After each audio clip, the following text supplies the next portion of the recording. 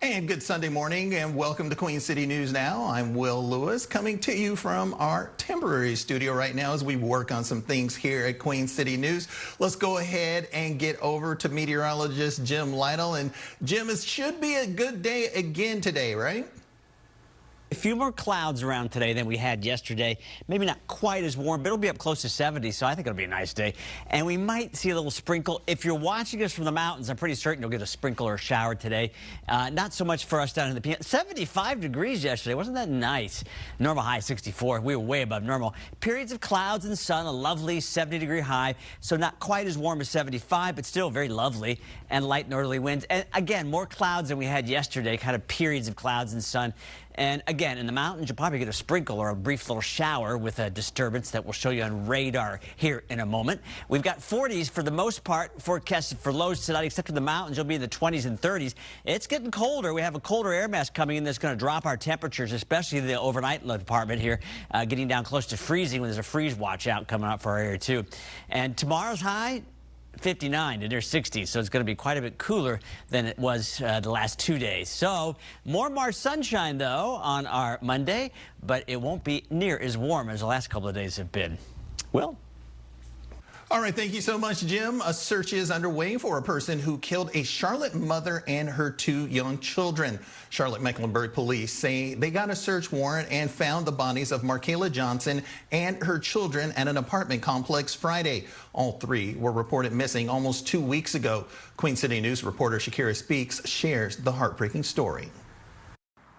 A grieving family stood behind Charlotte Police Chief Johnny Jennings after learning their missing loved one, 22-year-old Markayla Johnson, had been found dead in her apartment. Her 2 children, 4-year-old Miracle and 7-month-old Messiah Johnson, along with her. We're going to do everything that we can to make sure that we bring closure for the family and also bring justice to the person responsible for these murders. CMPD searched an apartment. The family tells Queen City News it was not Markayla's apartment. The person that we are looking for is within the state of North Carolina and South Carolina. However, we don't know where that person is at this time, but we are actively looking for her. Is that person a boyfriend? She was in a relationship. That is the person that we are looking for, that she was acquainted with. That is why we want to make sure that we know that that everyone knows that it is it's not a random act that we're talking about. Investigators discovered the remains Friday evening. Jennings says the investigation is still in its early stages and authorities don't have a motive. And they also did not say how the victims died.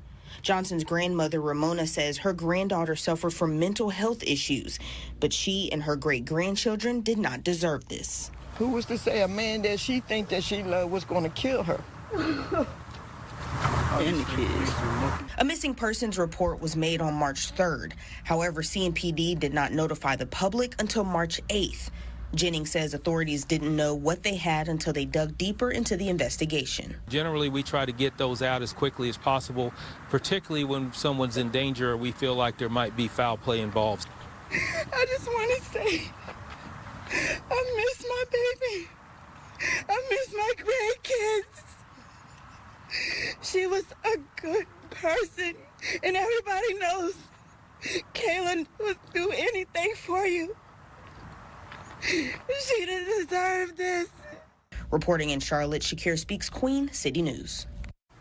A man accused of killing Alicia Watts is due in court on Monday. Investigators are still working to determine how Watts was murdered. The state medical examiner says the official cause of death is undetermined. James Dunmore, who was her boyfriend, is facing first-degree murder charges. Watts' family reported her missing last July after last seeing her at her boyfriend's home in Charlotte. Her remains were recovered weeks later in Montgomery County. CMPD is searching for a murder suspect. They say a driver intentionally hit someone on the street and drove away yesterday morning around 3:30 on Brookshire Boulevard. The victim was rushed to the hospital where he died. CMPD's homicide unit was called in to investigate the deadly hit and run. A big weekend in college sports. NC State is the second double-digit seed to win a conference tournament. Coach Kevin Keatts led the team to 5 back-to-back wins, a first for the ACC. State ended their historic run last night with a win against 4th-ranked UNC. The final score, 84-76. And while the Heels and the Wolfpack will both be watching the Selection Sunday show, the Charlotte 49ers will not make the field of 68. Instead, they'll await a possible invite to the NIT. Charlotte's season ended Friday night in the AAC tournament quarterfinals, a 58-54 loss to the 11th seed Temple Owls. They'll finish the season with a 19-12 record, 13-5 in their first season in the American. And March Madness is on its way to the Queen City. Selection Sunday is today, and that's when we'll find out which 8 teams will be playing their first-round games at the Spectrum Center. 4 first-round games will be played there this Thursday and Friday. Winners of those games will also play their second rounds on a Saturday at Spectrum. And it was not the only championship Saturday in the ACC, but just up the road in Winston-Salem, we had 2 teams fighting for state titles in Class 4A. The main event featured Duke signee Isaiah Evans and North Meck facing unbeaten New Hanover. Our Gabe McDonald made the trek to Wake Forest University and has your recap of the heavyweight battle. Future Duke Blue Devil Isaiah Evans locked and loaded for his final high school game, but his squad had quite the challenge against a Wildcat team that entered the night 32-0. Both squads wasting no time letting it fly tonight. Off the opening tip, Trey Maxwell hits Evans in the wing, and he nails that long ball, and he is feeling it early on in this one. But the Wildcats will go blow for blow in the first quarter. Rodmeek Allen comes right back down the court on the following possession and hits a 3 of his own. North Meck with just a 2-point lead after the first quarter.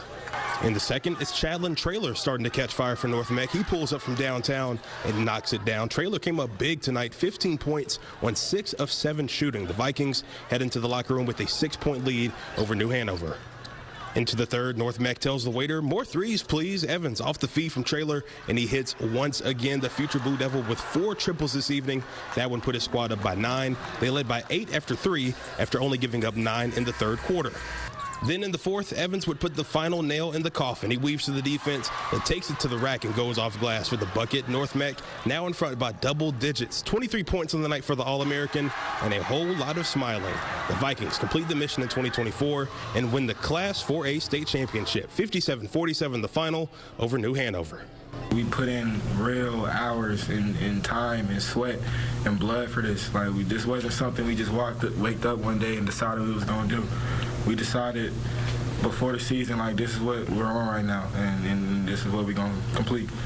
I challenge them, but at the end of the day, they know I love them to death. I got their back, and you know, I'm going to be there for them through whatever. So I can't say enough. They're really great kids, and they've earned this, and they deserve this.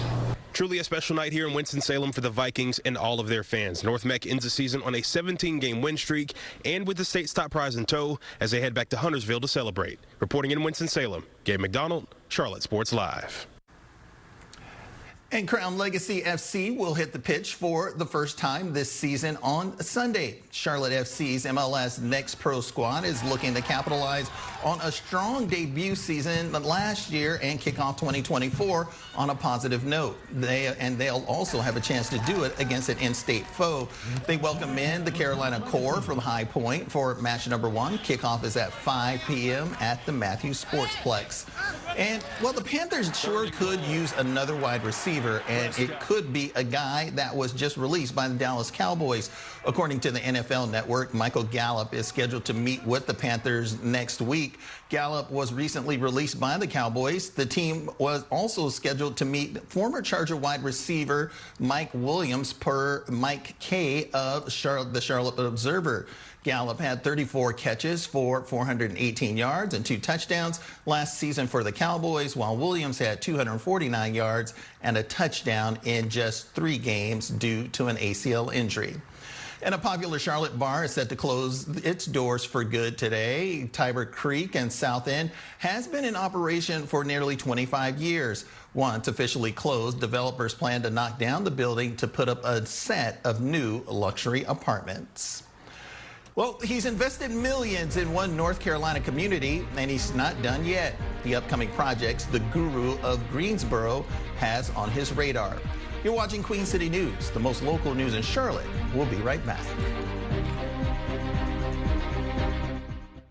Your morning grind doesn't stop at 7 a.m. So why should your local news? Queen City News Now doesn't stop at 7 a.m. Covering the stories that impact your life and your community.